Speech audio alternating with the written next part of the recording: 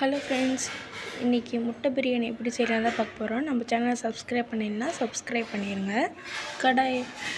குக்கரில் ஆயில் ஊற்றிக்கலாம். சோம்பு, பட்டை, கிராம்பு போட்டு நல்லா பொரிஞ்சதும் வெங்காயம், பச்சை மிளகாய் போட்டு நல்லா வதக்கிடலாம். இந்த அளவு நல்லா வதங்கினோடனே காரத்துக்கேற்ப மிளகாய் தூள் சேர்த்துக்கலாம். மிளகாய் தூள் சேர்த்து நல்லா வதக்கிடலாம். அதோட இஞ்சி பூண்டு பேஸ்ட்டும் போட்டு அதையும் நல்லா வதக்கிடலாம், அடி பிடிக்காமல். அதை நல்லா இந்த மாதிரி வதங்கினோடனே புதினா இலை, கொத்தமல்லி இலையும் போட்டு அதையும் நல்லா வதக்கிடலாம். இப்போது தக்காளி போட்டுக்கலாம். அதோட உப்பையும் போட்டு நல்லா வதக்கிடலாம். இது ரொம்ப இம்பார்ட்டண்டான ஸ்டேஜ்.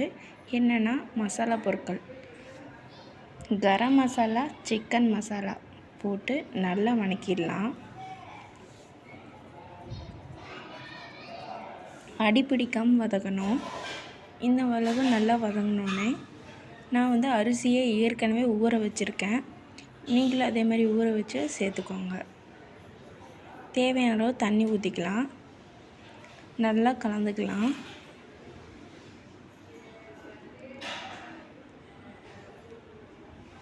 தேங்காய் பால் நம்ம ஏற்கனவே செஞ்சு வச்சுருக்கோம். தேங்காய் பால் ஃப்ரெஷ்ஷாக அரைச்சி சேர்த்துக்கோங்க. உப்பு போட்டுக்கலாம் தேவையான அளவு. எலுமிச்சை பழச்சாறும் போட்டுக்கலாம், ஊற்றிக்கலாம். எலுமிச்சை பழச்சாறு நல்லா கலந்து விட்டுக்கலாம். இப்போ முட்டையை போட்டுக்கலாம். முட்டையும் போட்டு நல்லா கலந்துக்கலாம்.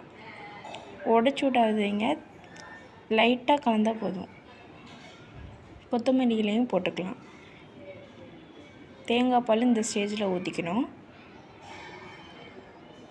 இப்போ மூடி வச்சிடலாம். முட்டை பிரியாணி ரெடி ஆகிடுச்சு. நம்ம சேனலை சப்ஸ்கிரைப் பண்ணிடுங்க.